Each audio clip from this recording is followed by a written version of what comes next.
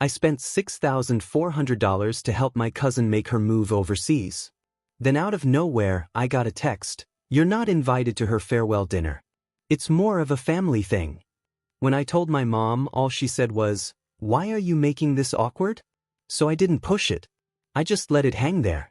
I paused the money transfers I'd set up to support her trip and updated the lease agreement we had. Then, at exactly 10:56 that night, my aunt sent me a voice message. I played it twice, just to make sure I really heard what I thought I heard. When Lily first asked for help, I didn't even think twice.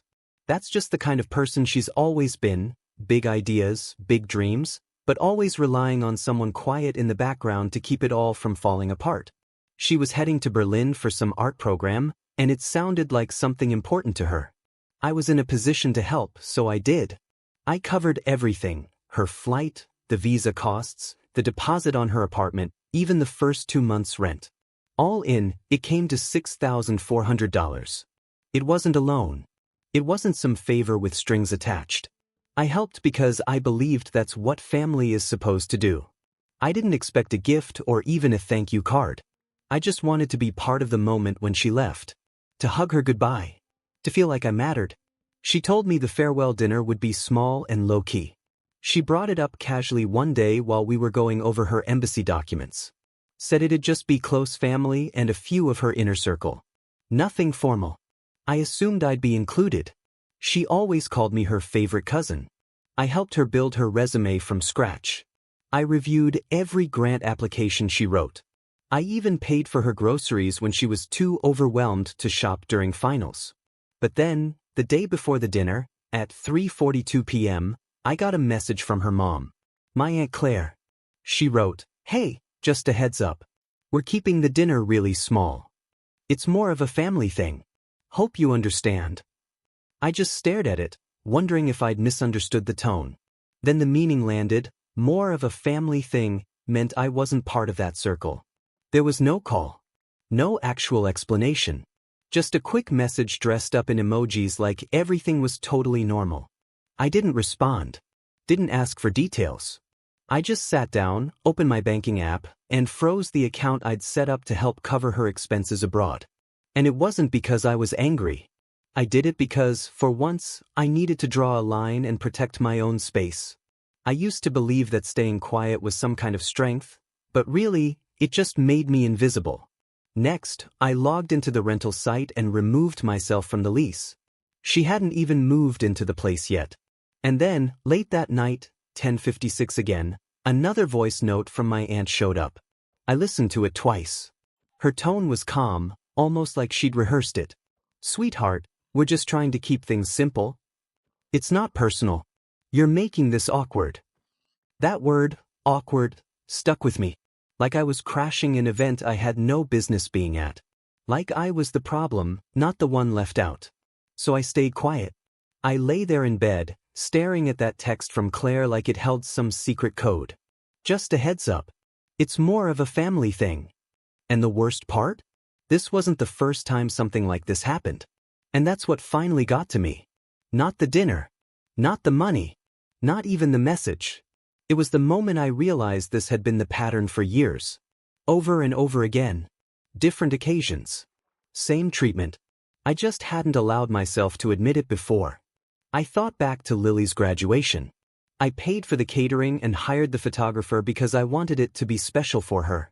But they didn't even save me a chair. I stood in the back with the staff, holding a plate of food I'd paid for. Then there was that one Christmas. I drove 5 hours through a snowstorm with a car full of gifts for everyone, only to end up eating alone in the kitchen. "We're already full at the main table," they told me. "And Aunt Claire's birthday party?" I footed the entire bill, venue, food, even the open bar that her friends wouldn't stop raving about. She raised her glass and toasted, "The ones who always show up." Funny thing, somehow, I didn't make the list. It was never really about the receipts. It was what came afterward. Same pattern, every time. I gave. They took. I helped. They forgot. And I kept quiet. They took that silence as permission. Sure, they liked the help, but they never once looked past it to see the actual person behind it all. To them, I was a card that cleared.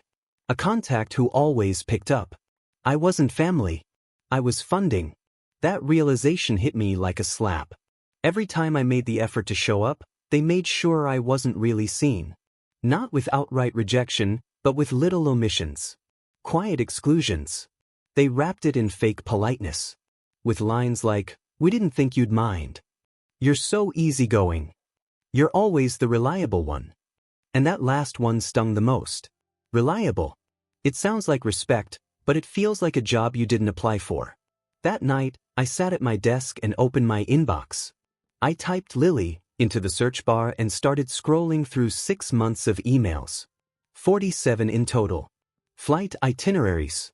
Deposit receipts. Lease paperwork. Visa checklist PDFs. Amazon orders for travel adapters, allergy meds, and overpriced luggage. 47 times I stepped up. Not one thank you. I opened a spreadsheet and began tracking every single detail. Not out of pettiness. Out of a need for clarity. I needed to see the full picture of how far I'd let this go. By 3 a.m., I had every dollar listed. Every favor. Every time I bit my tongue. Lined up in neat little rows. Cold. Still unpaid. Somewhere between line 31 and 32, it hit me. I'm not her cousin. I'm just a donor.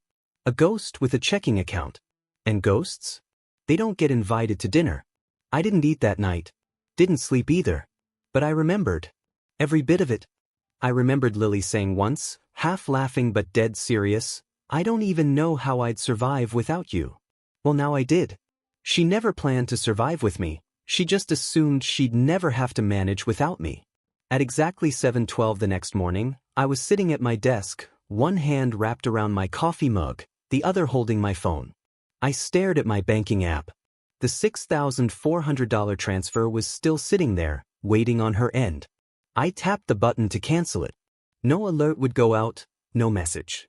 The funds would just quietly bounce back in a few days, like some technical hiccup. Let her call the bank and figure it out. As for the lease, well, that came next. She practically begged me to co-sign. Her credit wasn't strong enough to secure the apartment in Berlin on her own. Said yes. Softly. Carefully. Foolishly. But I was done playing support staff. I logged into the housing portal, clicked on Remove Cosigner, and uploaded a notarized affidavit that released me from financial responsibility. I also attached our last email thread, where she mentioned the lease was only temporary until her stipend kicked in. Let her explain that to the rental agency. I didn't want her to crash and burn. I just couldn't keep helping build a system that left me outside its walls. Saying no wasn't about revenge. It was about finally showing myself a little self-respect. Long overdue, honestly. Then came the tricky part, what I started calling the infrastructure cleanup. Lily had been using my cloud storage plan for everything related to her move, embassy scans, student paperwork, even her brand new ID. I was the admin. She never once asked why the charges never showed up on her card. I logged in, paused her access, and moved every single file into a locked folder marked pending. I didn't delete anything. I just made it unavailable. Then I turned to the shared Dropbox account, the one with her entire art portfolio, the one she submitted to her scholarship committee, the one I had personally formatted, edited, and organized, while she laughed and said she didn't believe in systems. I removed her login and changed the password. She'd probably think it was a tech issue at first. Might even call me for help. That thought made me laugh. Not a happy laugh. More like the dry kind that slips out when you finally realize the magician never had a rabbit in the hat, just IOUs and misdirection. Then there was the Adobe license. She'd been using a seat on my Creative Suite business account for 2 straight years. Never paid a cent. I deactivated it with one click. Now she'd need to manage her tools on her own. Next came the travel card. I'd opened it for emergencies, and only for that. But she used it for Uber rides, takeout, even a 2-night stay in Amsterdam with some friend I never met. I saw the receipts. I just never said anything. Until now. I called the card company. Removed her as a supplementary user. Effective immediately. No remaining balance. No grand gesture. Just closure. Last on the list, her email. She had a Gmail alias we set up together, one tied to my Google Workspace. That one felt personal. I knew it would cut the deepest. I shut it down. Right away, her email, connected to her university, her scholarship, her residency paperwork, was disabled. She'd notice soon enough. It wasn't about punishment. It was about finally getting clear. That word stuck with me, clarity. I'd spent so many years focused on helping others, I'd forgotten to stop and ask myself, what do I need? What's actually fair to me? So I made a checklist. Everything she had access to, everything I paid for, everything I kept running, I went down the list one by one and turned it off. This wasn't emotional. It was logistical. Just cleaning up shared resources that had become one-sided. By noon, the only thing she still had was the suitcase I helped her pick out, and the memory of a cousin who used to always say yes. I didn't make a scene. Didn't post a thing. Didn't even reply to her messages. I knew what was coming. The phone calls. The chaos. The rewritten stories. But I wasn't afraid of the mess anymore. I was more afraid of what I'd turn into if I didn't finally take a stand. At 2:24 in the afternoon, Claire sent the first text. Something's wrong with Lily's university email. Can you fix it? I didn't answer. At 3:47, Lily finally texted me herself. Hey, something's off with my lease doc. Did you mess with it? Still nothing from me. At 4:15, Claire again. You're being petty. This is childish. She's your cousin. I said nothing. By 6:30, I had 3 missed calls from Lily, 4 from Claire, and 1 from an unfamiliar number, probably some friend trying to play mediator. It didn't matter. I had built this system. They used it like it was theirs, no gratitude, no respect. Now I was simply revoking access. Something I'd granted and could ungrant. One of my favorite quotes in business goes, if you're not paying for the product, you are the product. Well, I was done being sold. At 9:02 that evening, another voice note landed in my inbox. Claire again. No smiley faces. No soft tone. Just sharp-edged, pre-planned anger. I hope you understand the damage you've done, she said. Lily is devastated. You made her feel abandoned at a time when she needed family. Family doesn't do this. I played it twice. Just to listen for one word.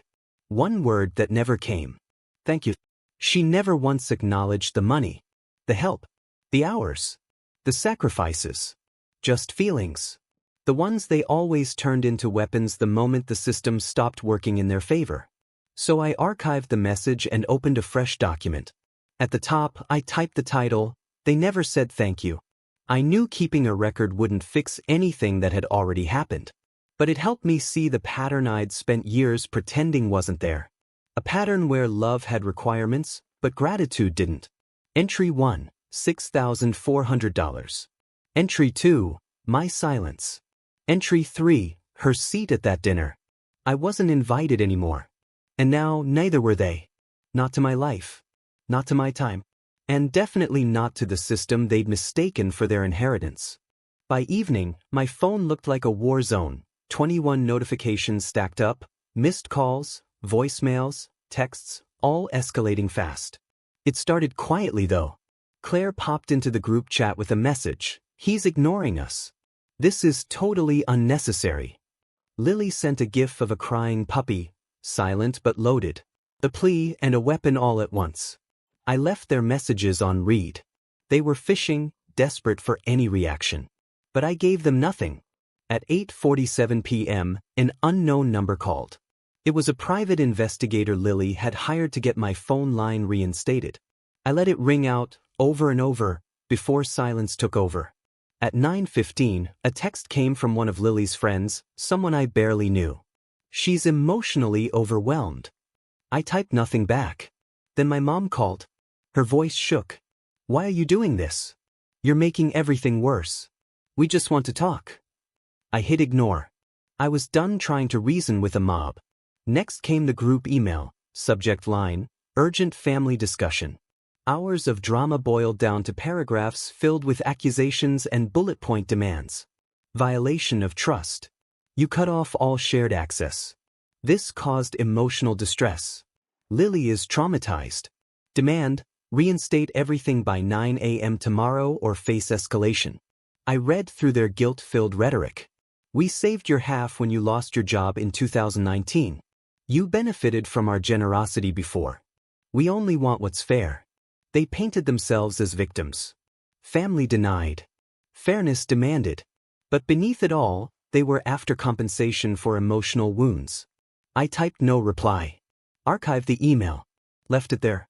Late that night, 2 calls came from Lily's lawyer. They wanted to talk damages. Emotional distress. Scholarship loss from lost access. Their lawyer's language was formal and cold. This action has had serious consequences. We have received a formal request to discuss restoring Ms. Thompson's rights and recover damages. I didn't call back.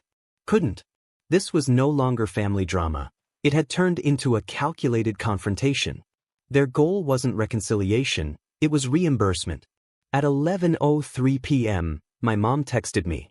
He used to babysit for free. Take him back, Lily. This is tearing us apart. I read the message, stared at it, then locked my phone. I knew their next move, emotional leverage. My old roles, the dependable helper, the fixer, were being weaponized to pull me back in. Their escalation steps. Guilt trip. Remember 2019? Emotional manipulation. Lily is traumatized. Legal pressure. We're exploring options. Family ostracism, group chat threats, private eyes, lawyer calls. It was a well-worn pattern. Exactly the one I'd identified before. No guilt on my end. No apologies. No explanations. Because I finally realized no amount of backtracking would restore the balance. Money? Infrastructure? Access? Those were gone. The only thing left on the table was my own agency, and that belonged to me alone. I thought back to how they twisted my generosity into lender status. How they turned my silence into consent. Now they were forging that silence into a weapon. That's power. But I refused to let them weaponize me again. At midnight, I drafted a statement in my head. Factual. I supported Lily. That support ended. No legal grounds here. Privileges I granted were revoked at my discretion. Then I deleted it. No post. No text. No statement. Silence became my boundary. At 1 a.m., a final push arrived. A flood of urgent texts from distant relatives I barely talked to. Even my cousin's roommate messaged. We're so sorry. Are you okay? It felt performative. Sympathy that watched but didn't help. I said nothing. By 2 a.m., I was awake, sipping the last of my coffee, reviewing the day's events. The infrastructure was clear. Servers shut down, card canceled, lease removed, documents locked tight. Emotionally, I was steady. I wasn't angry. I wasn't broken. I was resolved. And I watched them roar. No sirens. No arrests. No fireworks. Just a tidal wave of accusations and heartbreak signals. All because I refused to respond. At 3 a.m., I set my phone to do not disturb. The night was mine. I sank into a heavy sleep. They brought the noise. I offered silence. And that silence was louder than any words would be tomorrow. I always believed truth carries weight, not by shouting but by standing firm. I didn't plan to go public. Not yet. After freezing the funds, removing the lease, revoking access, I thought silence would calm the storm. I thought I could vanish. End it without a scene. But then Lily's lawyer messaged Claire's side, calling my actions malicious. Premeditated sabotage of a young woman's dream. Claire told family I had ruined her daughter's future out of spite. They rewrote the story. And they expected me to sit quietly and let them. Silence felt safe. Comfortable. But it had turned dangerous. It let them drown out facts with emotion. Turn kindness into cruelty. Spin generosity into selfishness. If I stayed quiet, they'd take the narrative. So I decided to speak. Not to yell. Not to rage. But to stand up and be seen, just once. At 8:03 a.m., I opened my laptop, my fingers cold on the keyboard. This explained it all. Someone messaged me, "You weren't invisible. You were erased." It was a truth long overdue. Messages started flooding in.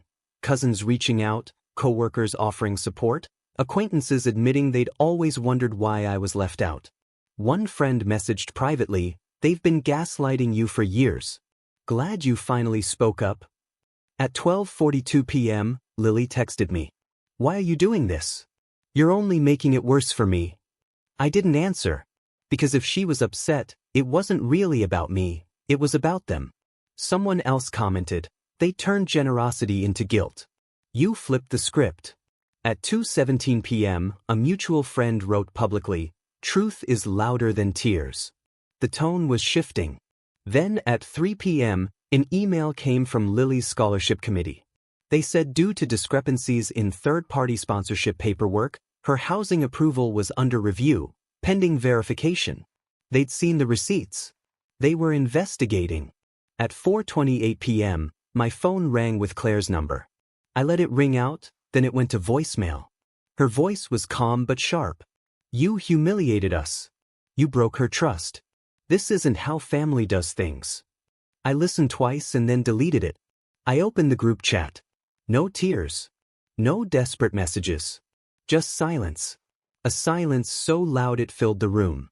Then a message from my uncle. "You did what silence alone couldn't, expose the pattern." That's all I needed. No apologies.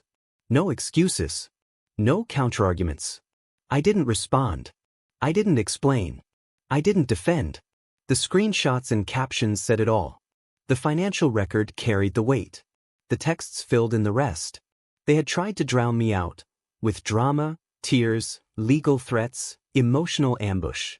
Now they were the ones silenced. At 7:10 p.m., my phone buzzed again. One text from Lily. "We need to talk." No context. I left it unread. By 8:54 p.m., the storm had calmed. No more voicemails. No urgent texts. No group chat explosions. Just a quiet evening, broken only by truth. That moment when the platform made silence visible. I didn't wake up proud the next day. I didn't wake angry. I woke up free. Free from being the silent support system. Free from the constant pressure to excuse or explain. I woke up seen. I shared facts to bring clarity, and I knew the echo of truth would never fade. They didn't reach out for a week. No texts. No calls. No late-night rage-filled voice notes from Claire. For a moment, it felt like peace. But I knew better. Silence wasn't surrender, it was strategy. And sure enough, the storm came again. Saturday morning, 9:12 a.m. A message from Lily. "Can we talk before I leave?" Not an apology. Not, "You were right." Just a polite invitation, like nothing had happened, like my actions were an overreaction, not a final choice. I didn't respond right away. I thought it over, not for her, but for me. I agreed to meet. Neutral ground. A public place. Her choice, a cafe downtown. I arrived on time. She was already there, oversized white sweater, half-packed suitcase sitting beside her chair. Her face was blank. She didn't stand when I came over. Didn't smile. Just looked up and said, "This got out of hand. I didn't mean for it to go this far." It wasn't an apology. It was a press release. A way to reframe the story, where the real problem wasn't what they did, but how I reacted. She went on, talked about family pressure. How everyone assumed I was fine with it. How I was always the strong one. How they thought helping made me happy. She said it all like believing that explaining was the same as taking responsibility. In that moment, I realized she wasn't a villain. And I wasn't a victim. We were just stuck in a story where I played the helper too well, and forgot to write myself in. I didn't interrupt. I just listened. Because this conversation wasn't for her. It was for me. When she finished, I said, "I didn't walk away because of money. I walked away because you never saw me." She went quiet. I kept going. "You saw the support, the transfers, the help, but never the person giving it." When I stopped talking, she didn't ask why. She called it betrayal. My voice didn't rise. I didn't flinch. Every word was measured, final, not to hurt, but to be clear. She swallowed hard, looked down at her coffee. "So what now?" she asked. "Are we done?" I nodded. "We were done the moment you wrote, 'It's more of a family thing.'" She didn't cry. Didn't plead. She just looked smaller somehow, not broken, just finally aware of what was lost. I stood, pushed in my chair. Have a good trip. Then I walked out. Didn't look back. It wasn't about winning. It was about setting a boundary. The control ended, not when I canceled the money, not when I shared facts for transparency, but right here, in this quiet goodbye. They no longer had access, not just to systems, but to the support I once gave freely.